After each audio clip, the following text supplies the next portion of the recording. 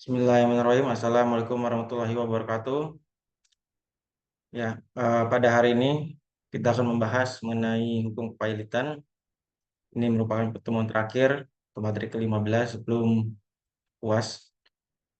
Pada hukum kepailitan ini kita akan membahas beberapa hal mengenai pengertian dari kepailitan itu sendiri, kemudian syarat-syarat kepailitan, proses kepailitan, dan juga apa akibat dari kepailitan terhadap perusahaan. Ya, pertama-tama untuk memahami apa itu kepailitan, kita perlu melihat ya secara etimologi asal dari kata kepailitan ya, di mana kepailitan itu berasal dari bahasa Belanda pailitet yang berarti pemogokan atau kemacetan pembayaran. Ya, berarti di sini kepailitan itu berkaitan dengan pembayaran yang tidak lancar. Kemudian di dalam bahasa Inggris sendiri, kepailitan ini diistilahkan sebagai bankruptcy yang berasal dari kata bankrupt ya, yang dalam Black Law Dictionary diartikan sebagai a person who cannot meet current financial obligation and insolvent person. Jadi pada dasarnya kepailitan itu berkaitan dengan seseorang yang tidak bisa memenuhi kewajiban keuangannya. Seorang yang tidak lancar untuk memenuhi kewajibannya. Di dalam pasal 1 Undang-Undang Kepailitan dan PKPU, kepailitan didefinisikan sebagai sita umum atas semua kekayaan debitur pailit yang pengurusan dan pemberesannya dilakukan oleh kurator di bawah pengawasan hakim pengawas. Jadi berbeda dengan eh, kepailitan ya dalam bahasa Belanda yang artinya pemogokan, di dalam Undang-Undang Kepailitan yang ditekankan dalam arti kepailitan adalah sebagai suatu sita umum. Artinya bagaimana kemudian orang yang berhutang itu seluruh harta bendanya itu disita ya. Dan kemudian dilakukan pemberesan oleh seorang kurator atau kuasa ya, kuasa yang berwenang untuk melakukan pengurusan harta mereka yang berada di bawah kepailitan. Di dalam konstruksi hukum kepailitan terdapat beberapa asas-asas yang kemudian menentukan bagaimana ketentuan dari kepailitan itu berlaku ya. Yang pertama adalah asas keseimbangan, di mana peraturan dari kepailitan itu ditujukan sehingga tercapai keseimbangan dalam mencegah terjadinya penyalahgunaan peran data dan lembaga kepailitan oleh debitur yang tidak jujur ataupun kreditur yang tidak beritikat baik. Apa yang dimaksud dengan debitur yang tidak jujur? Di sini jadi kita tahu bahwa terdapat ya orang yang berhutang itu dengan sengaja dia tidak melunasi kewajibannya, ya curang. Dan di sisi lain pun ada kreditur yang beretikat tidak baik. Artinya di sini ada orang yang atau badan usaha yang bisa memberikan utang, tapi maksudnya itu bukan untuk mendapatkan pelunasan dari itu. Nah, tapi untuk kemudian membuat pihak yang berhutang tersebut itu berada di bawah kepailitan. Karena kan dengan beradanya di bawah kepailitan, maka pengurusan dari suatu badan usaha ataupun harta yang dimiliki oleh orang tersebut itu menjadi tidak di bawah wewenang pihak tersebut ya.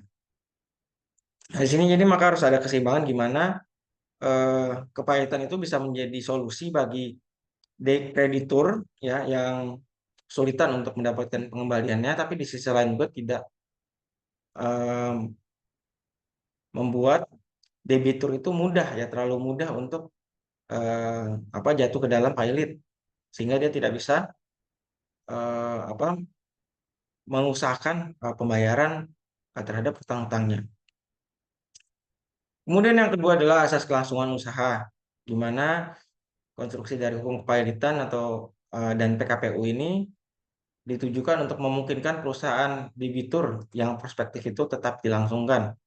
Artinya tujuan dari kepayilitan itu pada akhirnya adalah eh, bisa ya kewajiban-kewajiban yang ada yang belum tidak diselesaikan oleh debitur itu bisa dilunasi dan juga tetap menjaga agar usaha yang produktif itu tetap berlangsung ya.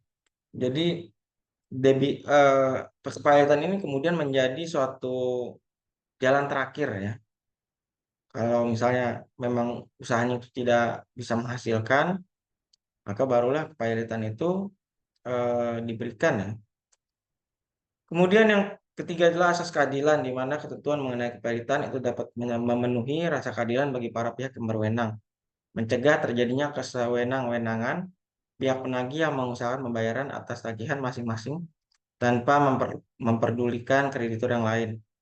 Nah, jadi di sini kalau misalnya suatu debitur itu memang mempunyai banyak kreditur ya dan harta bendanya itu tidak cukup ya untuk melunasi semua utang-utangnya dia kan, maka akan sangat mungkin sekali terjadi di mana kreditur yang kuat itu akan mendominasi ya pembagian dari harta harta debitur ya untuk mendapatkan pelunasan utangnya. Tapi di sisi lain eh, kreditur yang tidak punya kekuatan ya, maka dia akan sulit ya untuk bisa mendapatkan hak-haknya sesuai dengan asas yang berlaku ya, proporsionalitas dan juga keadilan. Nah, ini jadi untuk memastikan ada pembagian sisa-sisa harta dari debitur secara adil, maka pembagian dari harta itu dilakukan ya oleh pihak lain, yaitu oleh kurator di bawah hakim pengawas. Kemudian yang terakhir adalah asas integrasi, di mana hukum pidana merupakan satu kesatuan yang utuh dari sistem hukum perdata dan hukum acara perdata nasional. Ya, jadi ini merupakan bagian dari suatu rangkaian sebenarnya dari perjanjian dan juga dari apa namanya suatu perjanjian utang piutang yang kemudian berakhir buruk dan untuk menyelesaikan eh, perkara tersebut ya dari terkait dengan piutang, maka salah satu jalannya adalah dengan adanya kepahilitan ini. Nah, berdasarkan asas-asas tersebut, jadi pada intinya ada tiga tujuan dari hukum kepahilitan, di mana yang pertama adalah menghindari perebutan harta debitur oleh beberapa kreditur. Kemudian yang kedua, menghindari adanya kreditur pemegang hak jaminan kebendaan yang menuntut haknya dengan menjual barang milik debitur tanpa memperhatikan kepentingan debitur atau para kreditur lainnya. Kemudian yang ketiga, menghindari adanya kecurangan oleh seorang kreditur atau debitur itu sendiri. Ya. Kemudian siapa saja yang terlibat dalam kepahilitan ini? Jadi secara garis besar ada 5 pihak yang terlibat. Ya, yang pertama tentu yang terlibat dalam kepahilitan adalah debitur itu sendiri ya, pihak yang mempunyai hutang ya. Nah, di mana ada pihak yang memberikan apa ada yang menerima utang, maka ada pihak yang memberikan utang ya. Berarti ada kreditur. Kemudian ada yang mengajukan permohonan pailit.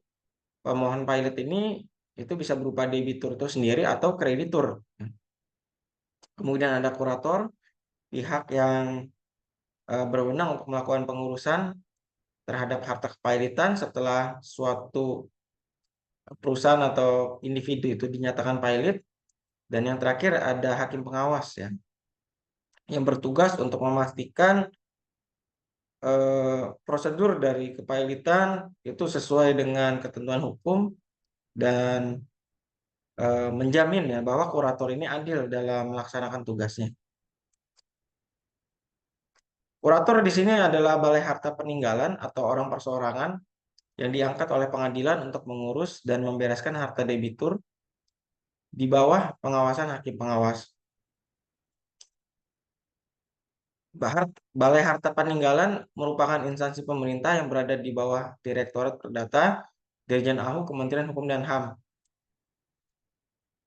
Kemudian kurator dari pihak selain Balai Harta Peninggalan itu bisa berupa orang perorangan yang merupakan advokat atau akuntan publik yang mempunyai keahlian khusus dalam rangka membereskan harta pailit dan terdaftar di Dirjen AHU Kementerian Hukum dan HAM.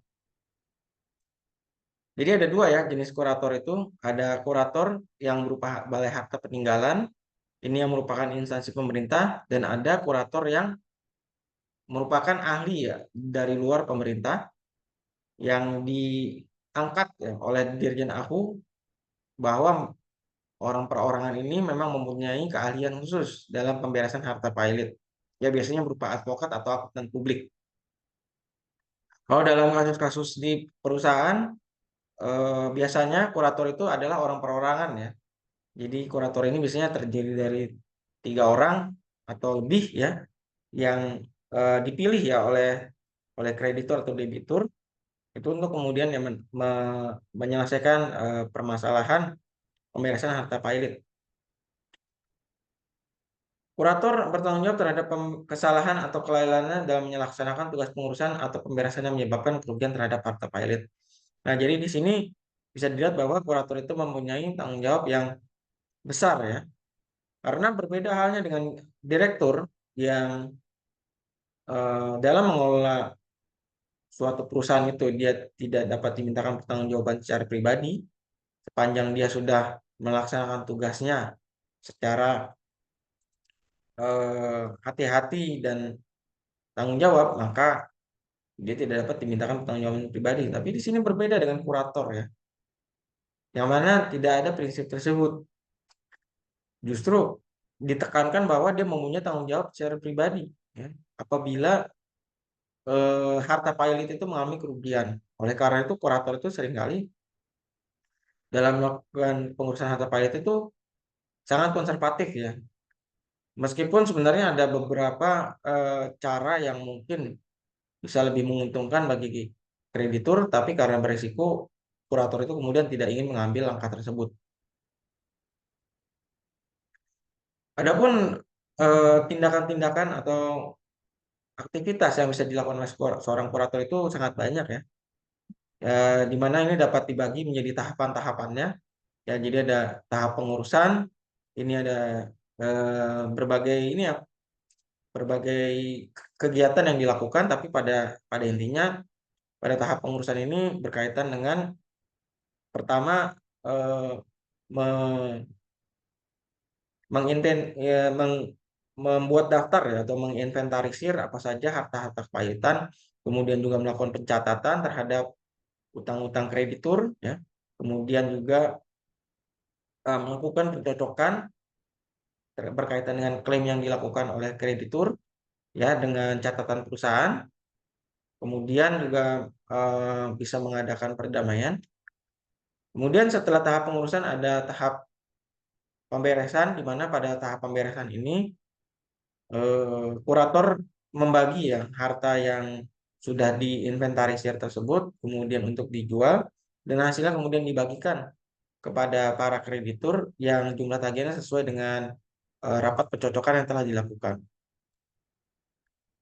Ya, jadi ada 2 tahap ya tugas kurator. Yang pertama itu tadi melakukan pengurusan apa membuat daftar-daftar dan juga melakukan rapat, dan yang kedua adalah menyelesaikan eh, apa menyelesaikan tagihan-tagihan dari kreditur tersebut ya dengan melakukan penjualan harta pailit dan juga membagi hasil dari penjualan harta pailit tersebut.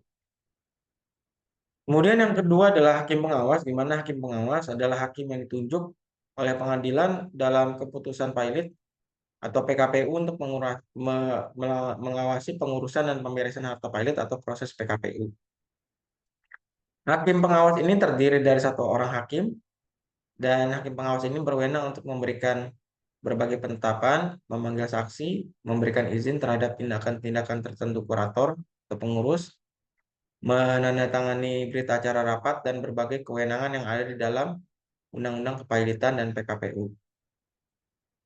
Nah, jadi ini beda ya dengan hakim yang pada dasarnya ada di perkara perdata atau pidana yang biasanya ada majelis hakim ya. Jadi ada minimal tuh tiga hakim dan ada satu ketua. Kalau di hakim pengawas ini hanya satu.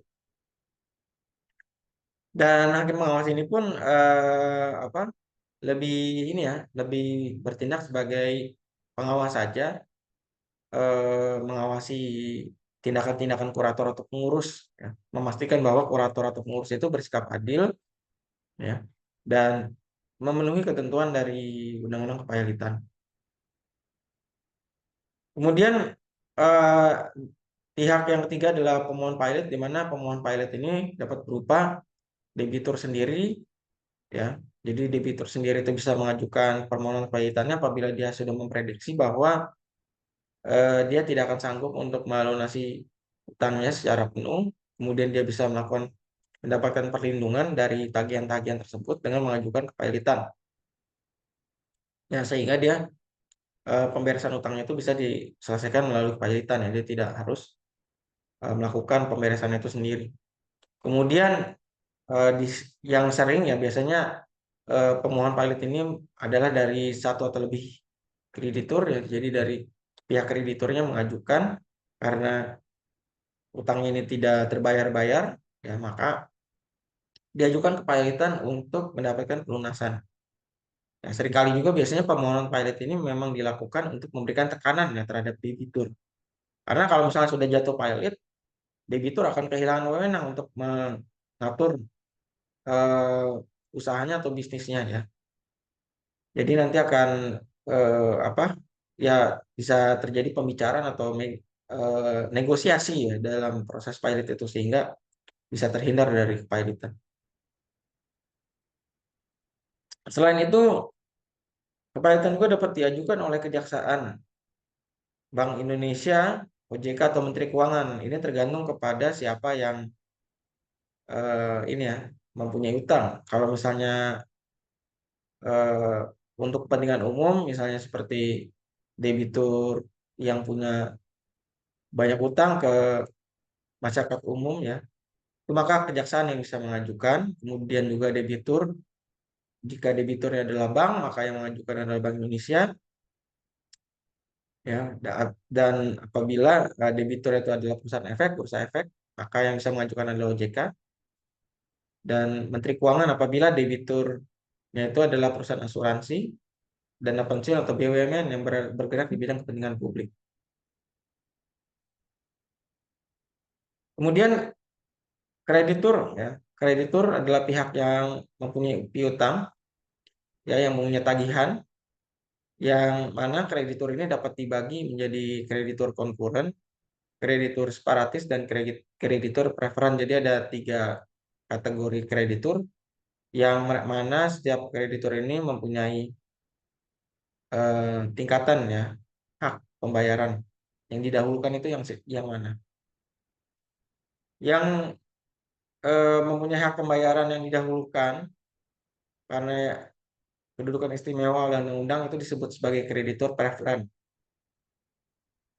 Di mana di sini kreditur preferen ini berhak untuk mendapatkan pembayaran terlebih dahulu ya. Contohnya misalnya adalah pemerintah yang mempunyai tagihan pajak, kemudian juga pekerja yang mempunyai upah atau hak-hak yang belum dibayar. Kemudian kategori yang kedua adalah kreditur separatis, yaitu kreditur yang memiliki hak jaminan kebendaan. Contohnya seperti hak gadai, hak tanggungan, jaminan fidusia, hipotek, atau hak agunan atas kebenaran lain.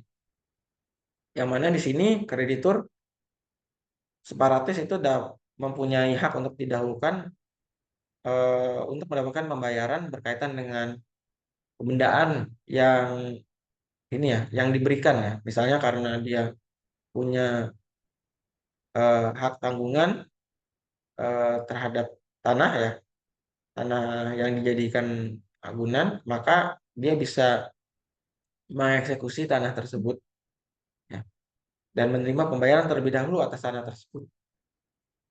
Dan yang terakhir adalah kreditur konkuren, di mana kreditur konkuren ini adalah kreditur biasa yang tidak termasuk kategori preferen atau separatis ya. Jadi pada pada dasarnya kreditur keangguran ini adalah kreditur yang tidak punya jaminan penundaan dan juga dia tidak punya hak yang diberikan kedudukan istimewa oleh undang-undang. Nah, proses dari permohonan pilot itu sendiri relatif sederhana ya, di mana eh, permohonan pilot itu dilakukan dengan melakukan permohonan pernyataan pilot. Kemudian setelah itu akan diterima oleh panitera, yang panitera akan menentukan permohonan hari sidangnya kapan. Kemudian akan dilakukan pemanggilan debitur atau kreditur dengan surat tilat oleh pengadilan. Kemudian akan dilakukan sidang pemeriksaan.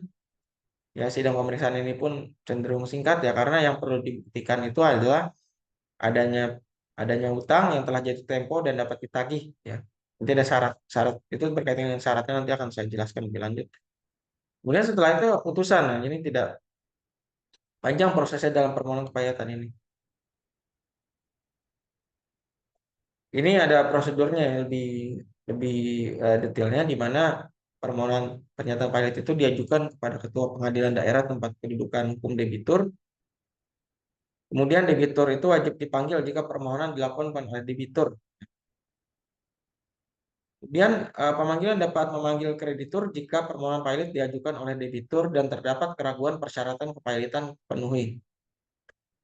Kemudian pemanggilan dilakukan dengan surat kilat paling lambat 7 hari sebelum sidang pemeriksaan pertama diselenggarakan, dan sidang pemeriksaan ini sendiri wajib diselenggarakan dalam waktu paling lambat 20 hari setelah tanggal permohonan.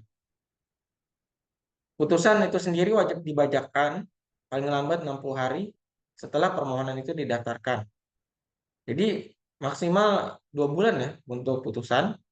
Jadi eh, kalau untuk pilotan ini memang memang cepat biasanya untuk permohonannya. Kemudian permohonan pilot itu harus dikabulkan jika terdapat fakta atau keadaan yang terbukti secara sederhana terpenuhinya persyaratan dua atau lebih kreditur dan tidak membayar lunas satu utang yang telah jatuh tempo dan dapat ditagih. Jadi yang diperiksa itu sebenarnya ini ya, bahwa apakah si debitur itu punya dua atau lebih kreditur, dan yang kedua adalah keadaan ya, bahwa si debitur ini tidak membayar lunas satu utang yang telah jatuh tempo dan dapat ditagih.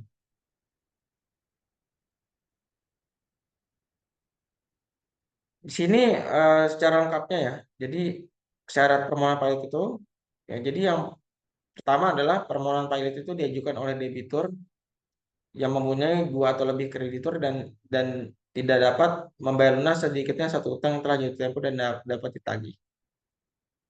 Di mana utang yang telah jatuh tempo dan dapat ditagih tersebut adalah utang yang telah wajib untuk dibayar baik karena perjanjian atau karena percepatan waktu penagihan sebagaimana diperjanjikan. Jadi ini merujuk pada perjanjian yang kapan harus dibayar utang tersebut. Kalau sudah lewat waktu yang dijanjikan di dalam perjanjian tersebut, maka itu sudah jatuh tempo. Kemudian permohonan pilot ini harus dikabulkan apabila terhadap fakta atau keadaan yang terbukti secara sederhana bahwa persyaratan tersebut telah dipenuhi. Ini biasanya berupa suatu surat somasi ya, suatu surat somasi atau peringatan bahwa utang telah jatuh tempo dan wajib dibayar. Dan dibuktikan dengan bahwa berdasarkan catatannya tidak ada penerimaan pembayaran utang setelah dilakukan somasi tersebut. Kemudian fakta atau keadaan yang terbukti secara sederhana adalah adanya dua atau lebih kreditur. Jadi harus menunjukkan adanya dua kreditur atau lebih, dan fakta bahwa utang telah jatuh tempo dan dapat dibayar. Nah, itu tadi berupa somasi biasanya. Sedangkan perbedaan besaran jumlah utang tidak menghalangi dijatuhkan putusan dan pernyataan pilot. Artinya tidak ada minimum di sini. Bagaimana eh, debitur itu dapat dinyatakan pilot.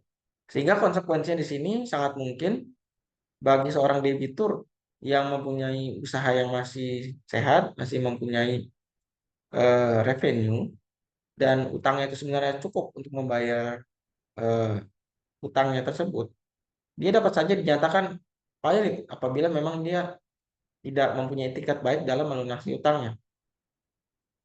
Nah, jadi misalnya ya, ada perusahaan mempunyai utang 100 juta, Sedangkan si debitur ini sebenarnya mempunyai usaha yang profitnya itu sebulan 200 juta ya. Kan secara logika sebenarnya harusnya dia sanggup ya membayar. Tapi karena dia tidak membayar, ya meskipun dia sanggup, maka dia dapat diajukan pernyataan pilot. Ya. Yang mana ini kemudian akan memaksa si debitur ini untuk melunasi utangnya. Ya. Jadi bukan masalah besaran utang. Kalau berkaitan dengan permohonan pilot adalah yang menjadi penentunya adalah eh, ini ya, bukan kemampuan untuk membayar, tetapi pelaksanaan dari pembayaran itu. Ya. Kalau dia punya kemampuan tapi nggak dilaksanakan pembayarannya, ya maka tetap saja kan terkena putusan pilot.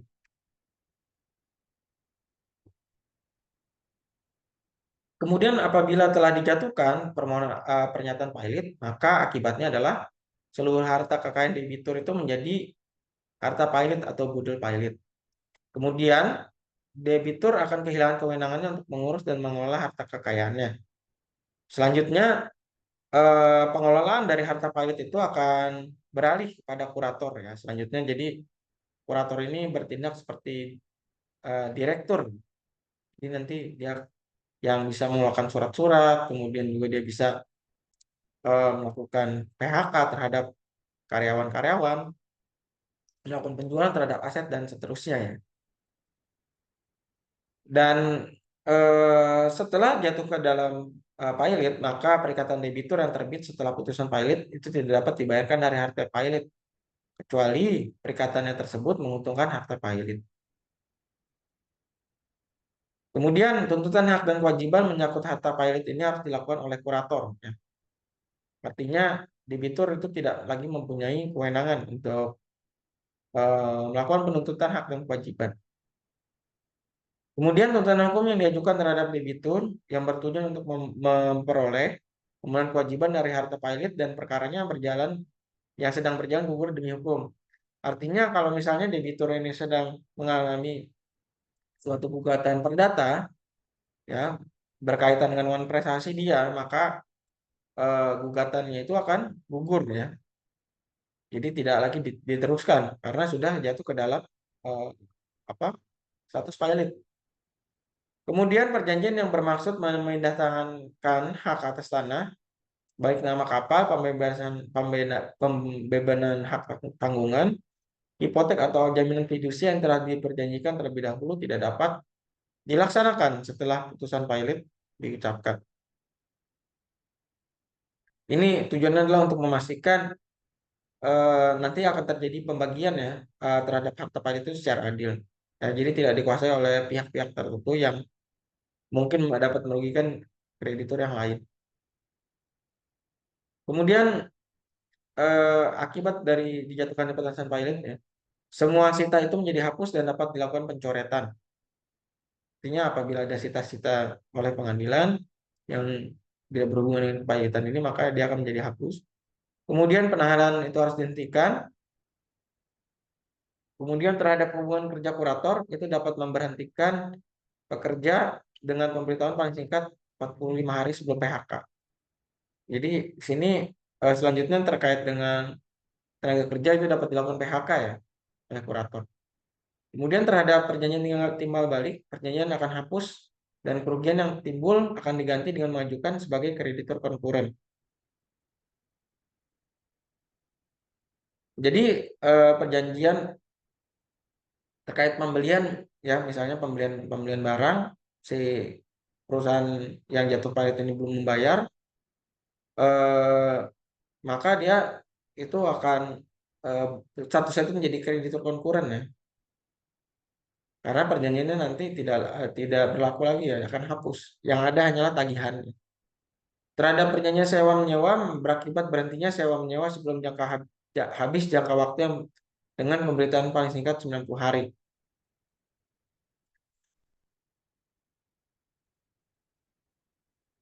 Nah, berkaitan dengan pengurusan harta pilot untuk memastikan eh, harta pilot itu tidak mengalami kerugian akibat adanya tindakan-tindakan oleh direktur yang mungkin apa bermaksud untuk mengalihkan sebagian harta, maka di sini ada yang namanya aktio paulina, di mana aktio paulina adalah hak yang diberikan oleh undang-undang kepada seorang kreditur untuk mengajukan permohonan kepada pengadilan untuk pembatalan segala perbuatan yang tidak diwajibkan untuk dilakukan debitur terhadap harta kekayaannya yang dilakukan eh, apa yang diketahui oleh debitur. Perbuatan tersebut merugikan kreditur, ya, artinya seperti eh, mengalihkan tanah, ya, tanah milik debitur ke pihak lain.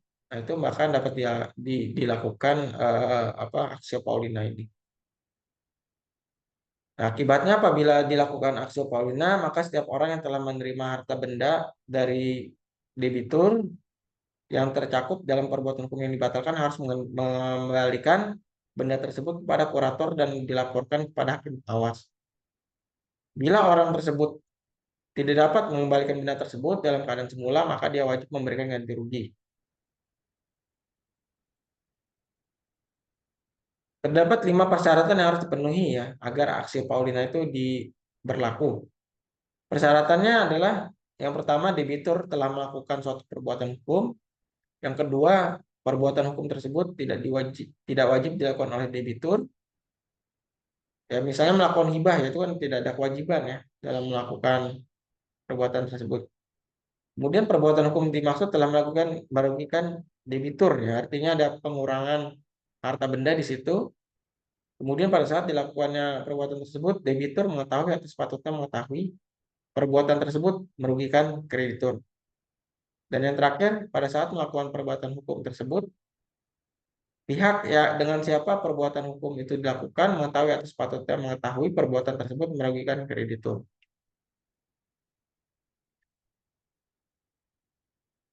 Kemudian berkaitan dengan pengurusan dan pemberesan harta pailit.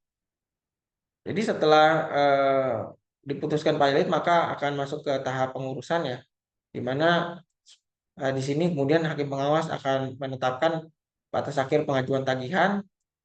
Nah, jadi akan di inventarisir, ya, tagihan-tagihan dari kreditur itu secara umum itu nanti akan dicatatkan oleh kurator dan kemudian di, dicocokkan dengan perusahaan.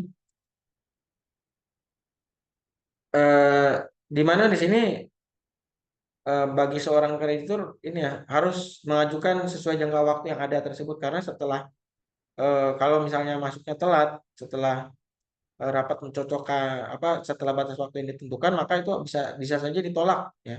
Kalau misalnya ditolak, maka tidak akan mendapatkan bagian dari pembagian harta pailit. Nah, jadi setelah apa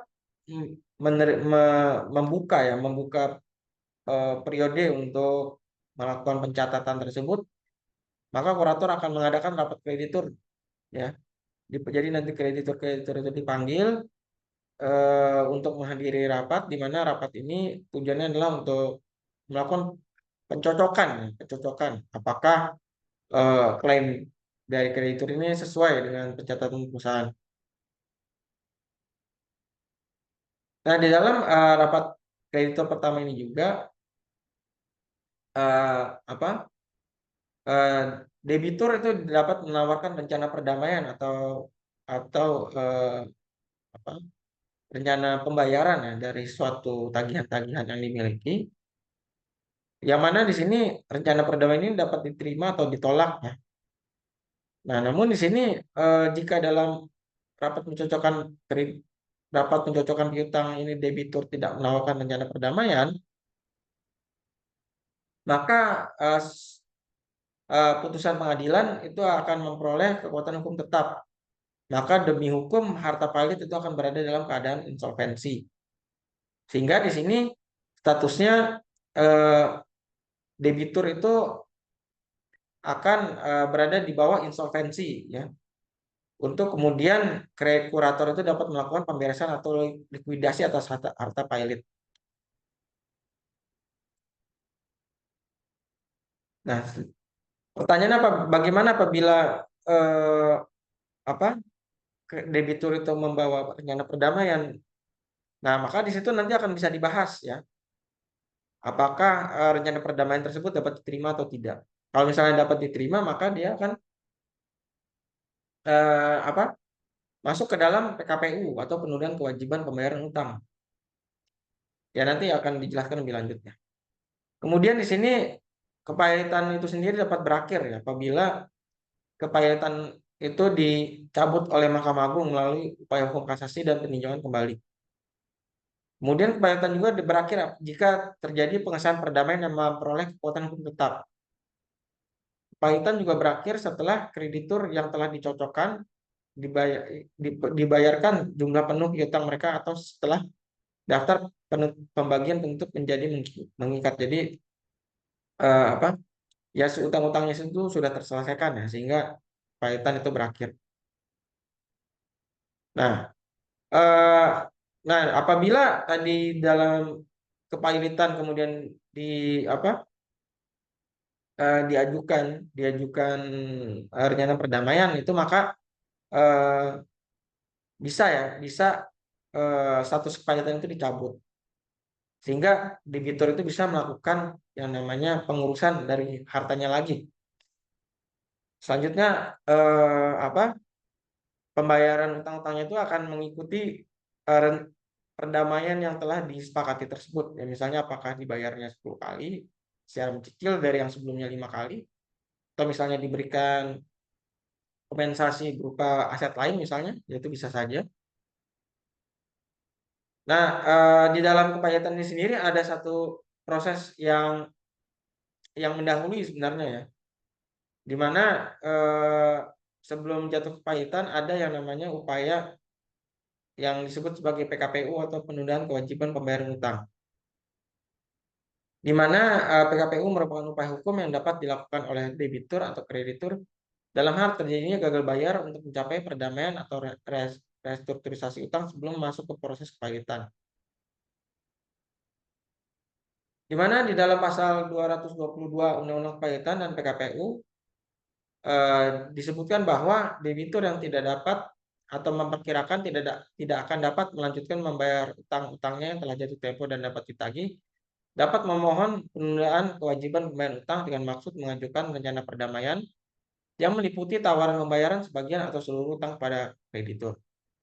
Jadi di sini kalau di sini di PKPU ini sebenarnya sebagai antisipasi ya.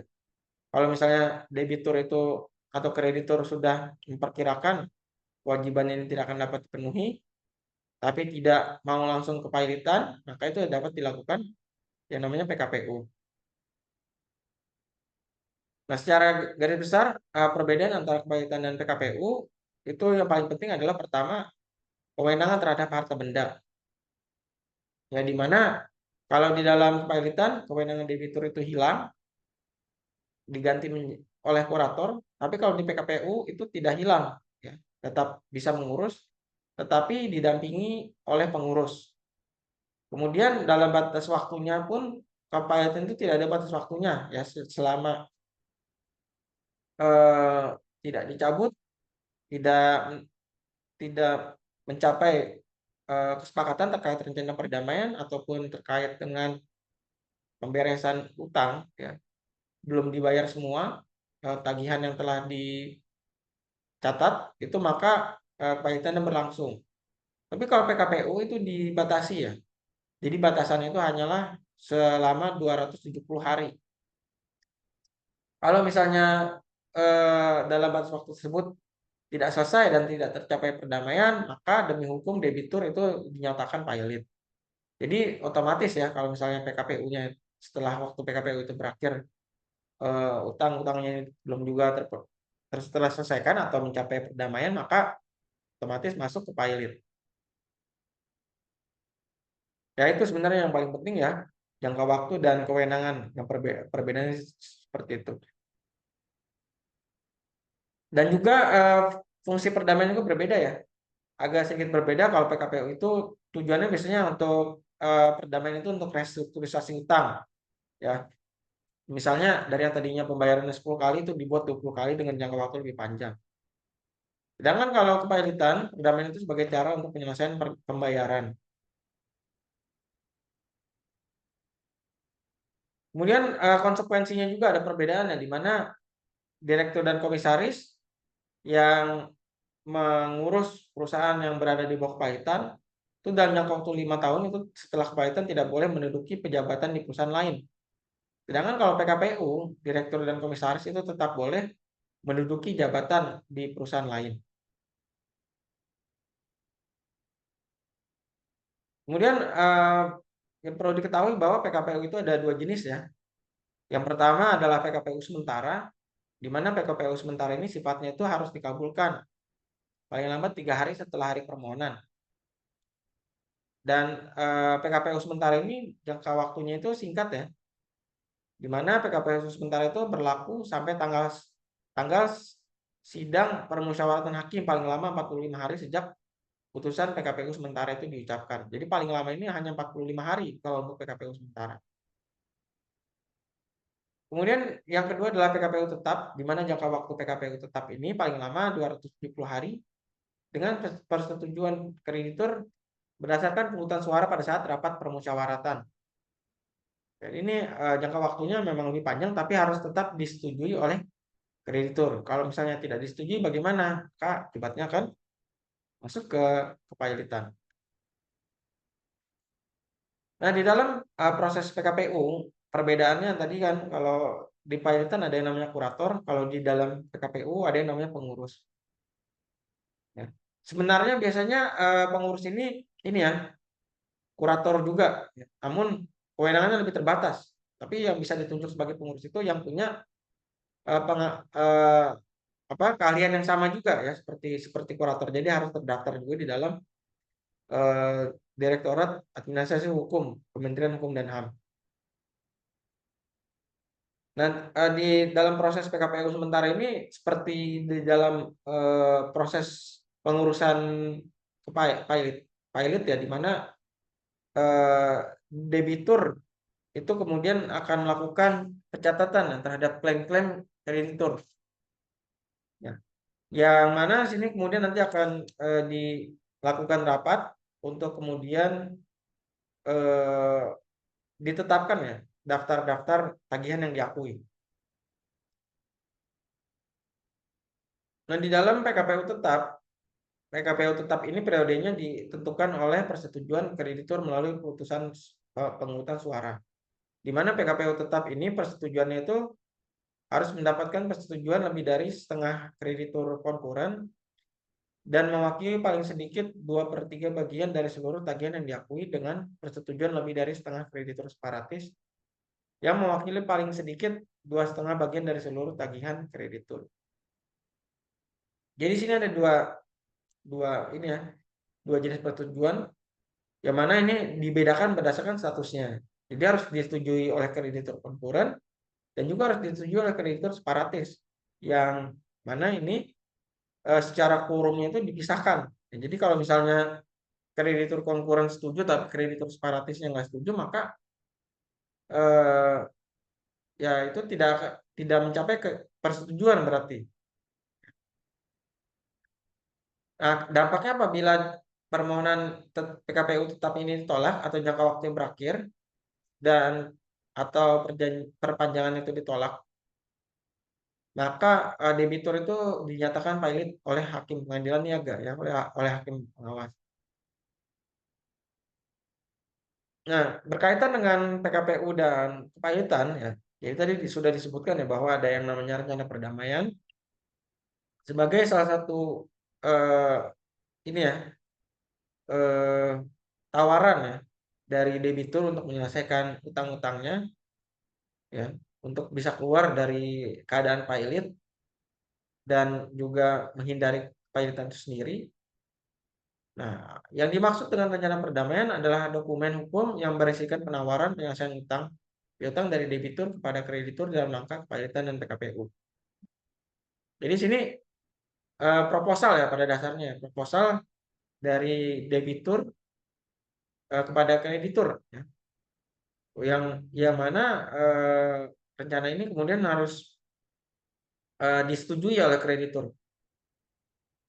Nah, proposal dari rencana perdamaian ini isinya itu bisa berupa usulan-usulan yang mencakup perpanjangan waktu jatuh tempo, penghapusan penalti, pengurangan tingkat bunga, pemotongan utang bunga, konversi utang menjadi saham atau penerbitan instrumen utang, pembayaran atau pemberian jaminan dari afiliasi debitur, ya, jadi bisa dijanjikan pembayaran dari perusahaan lain misalnya, atau misalnya dari saudara ya, dari saudara yang masih terikat, atau gabungan dari semua yang di atas tersebut. Kemudian debitur ini berhak menyampaikan rencana perdamaian kapan saja setelah putusan balik ditetapkan, namun sebelum rapat pencocokan piutang berakhir. Dalam PKPU, debitur berhak mengajukan rencana perdamaian bersamaan dengan permohonan PKPU. Sesudah permohonan PKPU, namun sebelum tanggal sidang atau dalam masa PKPU sementara dan tidak melebihi 270 hari sejak PKPU sementara. Jadi selama statusnya masih PKPU atau sebelum PKPU itu bisa diajukan, ya. Diajukan dengan bersamaan dengan permohonan PKPU itu sendiri. Nah, apabila rencana perdamaian ini kemudian disetujui dalam rapat kreditur, ya, oleh lebih setengah kreditur jumlah konkuren yang hadir dalam rapat dan mewakili paling sedikit 2,5 jumlah seluruh piutang konkuren, maka rencana perdamaian ini akan menjadi yang namanya homologasi, ya, yang kemudian pengadilan niaga itu akan menjadikan perdamaian itu sebagai putusan perdamaian. Namun perlu dicatat bahwa perdamaian ini dapat dibatalkan jika debitur itu lalai memenuhi isinya, ya. Kalau misalnya dibatalkan, maka otomatis debitur itu akan jatuh ke dalam keadaan pailit. Namun perlu dicatat bahwa meskipun sudah disetujui oleh kreditur, pengadilan juga dapat menolak pengesahan perdamaian apabila harta debitur jauh lebih besar daripada jumlah yang disetujui dalam perdamaian. Kemudian pelaksanaan perdamaian itu tidak cukup terjamin atau perdamaian itu dicapai karena penipuan atau persekongkolan dengan satu atau lebih kreditur. Ya, itu materi yang bisa saya sampaikan terkait dengan hukum kepailitan, ya. Beberapa hal yang tadi, ya, yang harus dipelajari lebih dalam berkaitan dengan persiapan untuk ujian. Yang pertama adalah berkaitan dengan apa perbedaan PKPU dengan kepailitan. Yang kedua berkaitan dengan syarat sah kepailitan, ya. Dan yang terakhir berkaitan dengan akibat dari kepailitan itu, ya. Ya, itu yang perlu kalian pelajari lebih lanjut, ya, secara mandiri untuk mempersiapkan diri kalian menghadapi UAS. Itu saja yang bisa saya sampaikan untuk kuliah hari ini. Semoga apa yang saya sampaikan bisa bermanfaat dan membantu kalian dalam memahami dasar-dasar dari hukum kepailitan. Terima kasih untuk perhatiannya. Kurang lebih yang mohon maaf. Wassalamualaikum warahmatullahi wabarakatuh.